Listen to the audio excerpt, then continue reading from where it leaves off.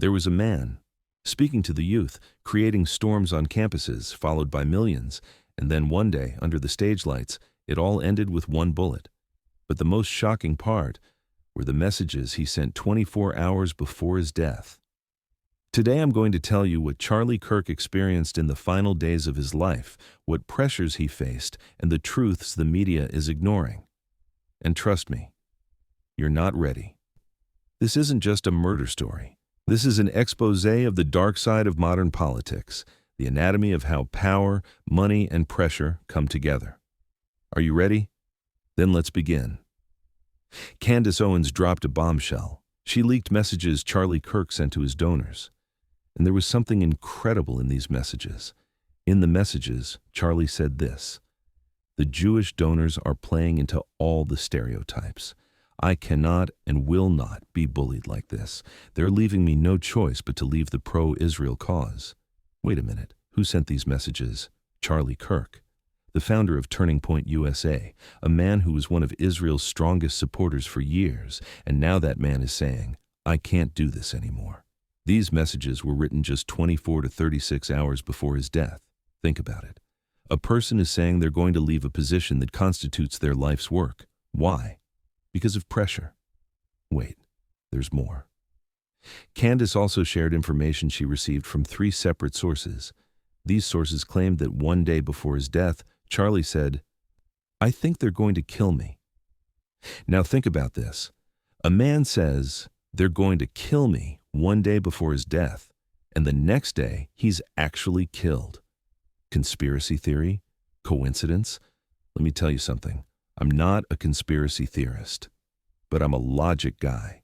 And logic says, if a man says he's going to be killed one day before his death and is actually killed, serious questions need to be asked here. But here's the real question. Why isn't the media talking about this? Did you see it on CNN? Was it discussed on MSNBC?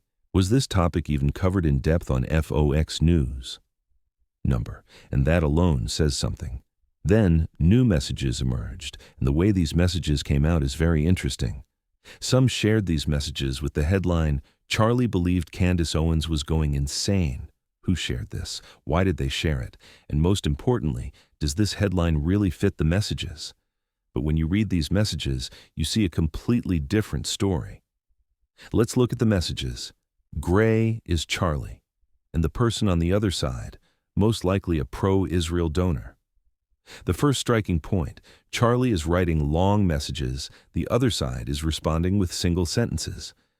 What does this mean? If in a relationship one person is writing paragraphs and the other side is responding with single words, where is the power dynamic? Who's listening to whom? Who's accountable to whom? Charlie is trying to explain something. The other side is giving orders. The donor says, "Candace needs to say 2 things and this will stop in its tracks." Wait, this will stop? Isn't this a threat? What will stop? Pressure? Threats? Economic sanctions?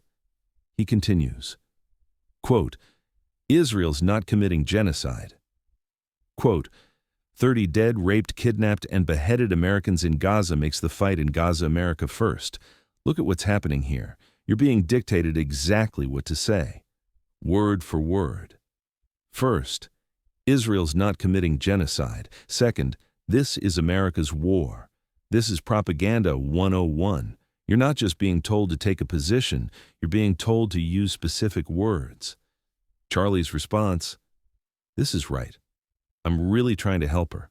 Now, what does "I'm really trying to help her" mean? Is he helping Candace?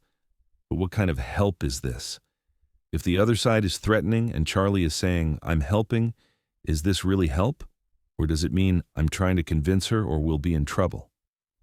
Then, the donor pressures again. Looks like many conservatives are taking the first exit off this train. Has Turning Point thought through what they are going to do? Here comes the economic threat. Everyone's leaving. Are you going to leave too? This isn't presenting an option. This is an ultimatum. Charlie, it's being worked on. I don't do the silly virtue signaling stuff publicly. Fun times. What exactly is she talking about? I'm so confused. Do you see?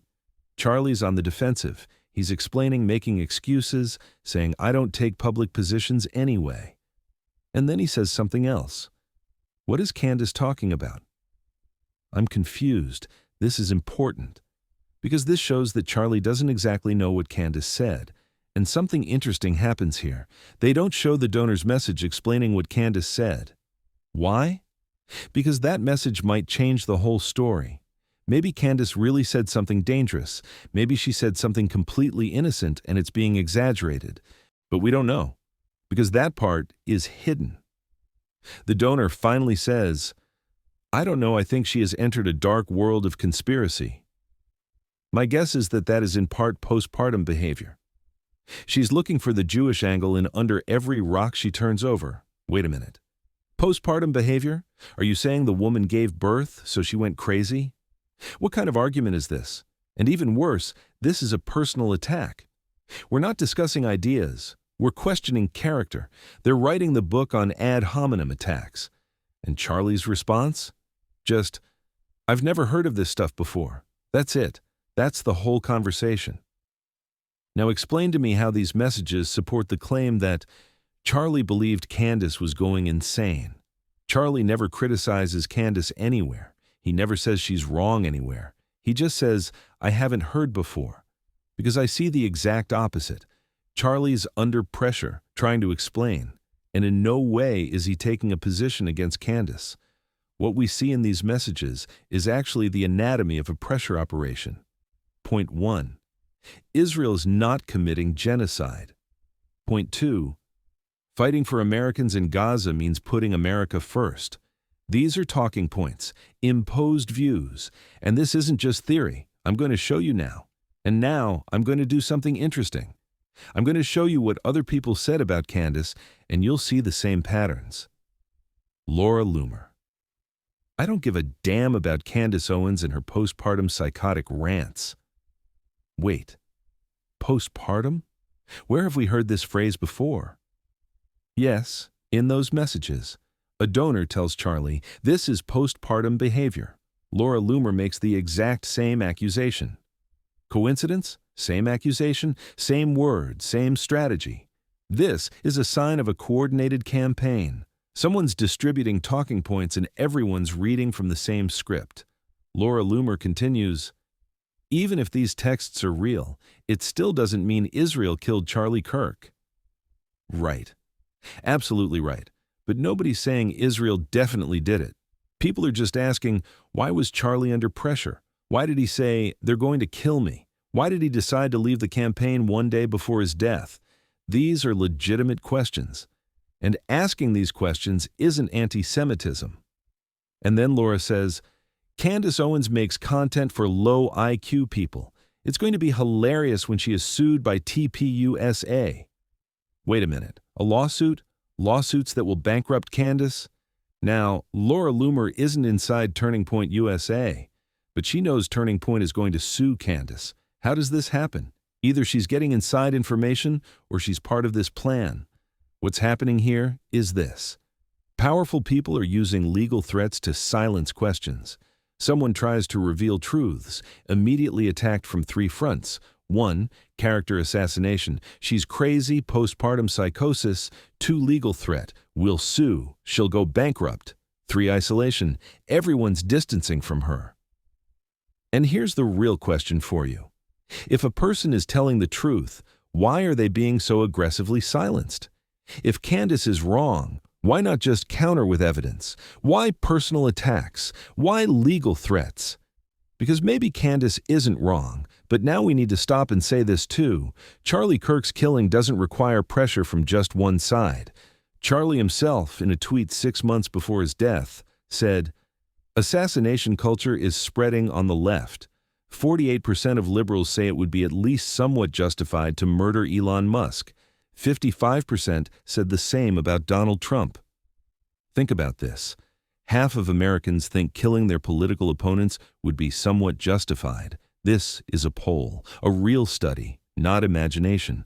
And Charlie was killed right on a university campus where these radical leftist youth are located. Tyler James Robinson, 22 years old. college age. His rifle had trans and anti-fascist slogans on it. So there are two versions of this story. Version 1. Charlie was under pressure from powerful donors. He said, "They're going to kill me." And he was killed.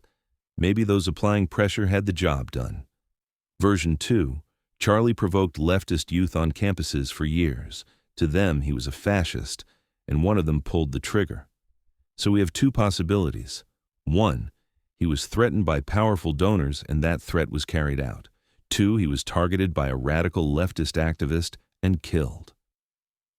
Both are possible. There's evidence for both. But the media is only talking about one. Right-wing media says left-wing terrorist. Left-wing media says nothing. And alternative media says Israel lobby. Every group is telling their own story. And the truth is lost somewhere in the middle. This is where the real danger lies. Everyone is trying to sell their own narrative. Nobody is trying to find the truth. And that alone says something. Now I want to digress a bit because we need to address this topic too. After Charlie Kirk's death, some people said ICE agents should be shot. Yes, you heard right. Calls for violence against law enforcement officers. A guy on social media said, "If ICE agents come to your neighborhood, it's time to start shooting." This guy is still on Twitter. His account wasn't suspended. He wasn't arrested. But if a conservative says the election was rigged, instant ban. Look, the immigration system is complex, but here's the truth. I have jiu-jitsu friends from Brazil. They followed the laws, got their visas, got their green cards. Some became citizens. Was it hard?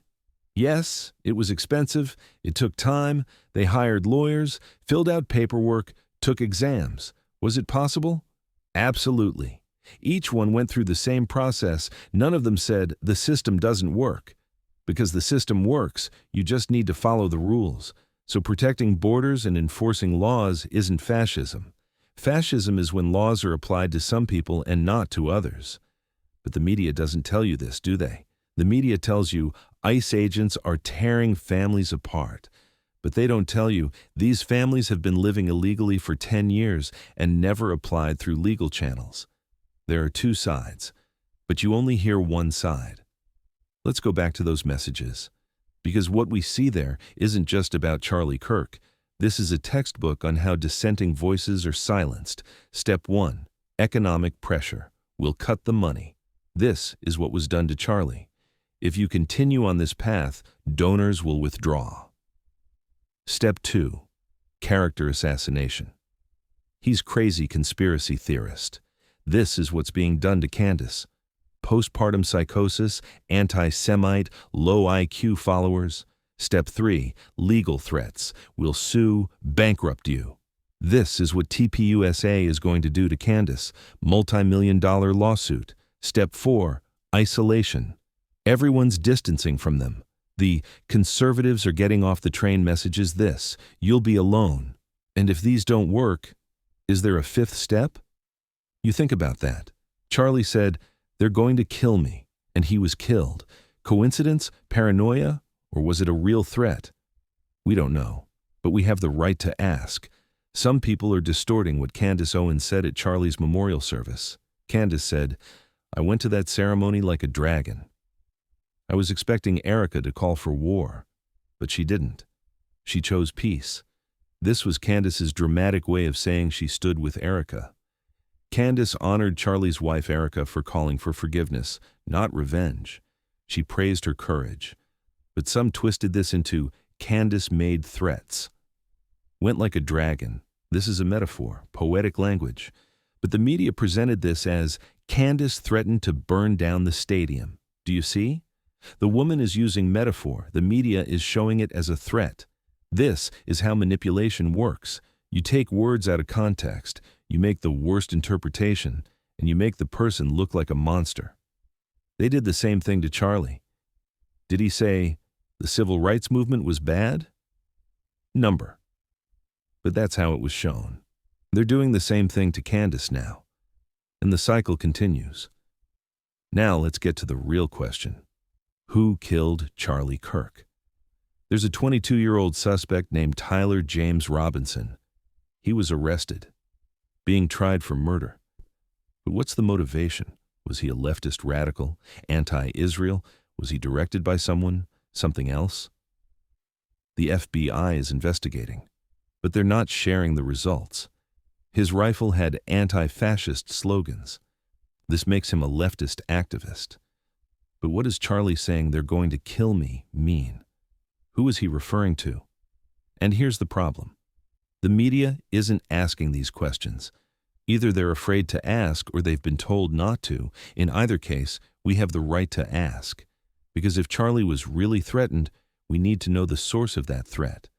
If this was a political assassination, we need to understand the motivation behind it. And if this was just a crazy person's work, why did Charlie predict his death days in advance? No answers, just questions. Look, folks, I'm not giving you definitive answers, because there are no definitive answers.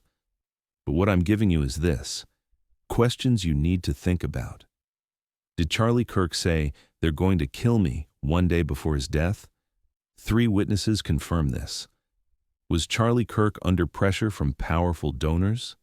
His own messages show this. Was Charlie Kirk receiving threats from the radical left? His own words said this. So what's the truth? Maybe both are true. Maybe one weakened him, the other pulled the trigger. Maybe one side cornered him, the other side took advantage of the opportunity.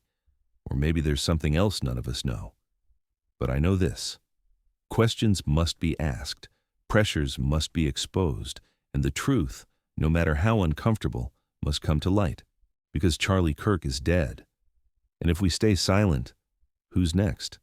Who's next to say, "They're going to kill me," and actually get killed? Who's next to change their position under pressure?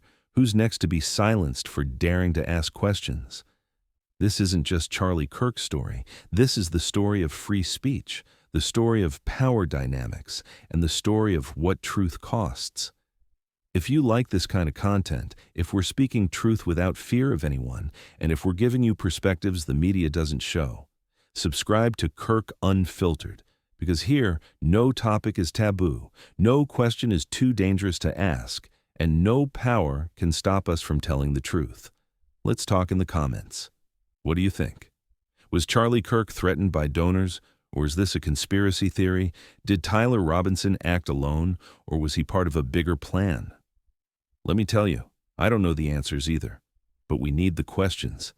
And remember, like, share, subscribe, because this isn't just a video, this is a movement, a fight for truth, and in this fight, those who stay silent are among the losers.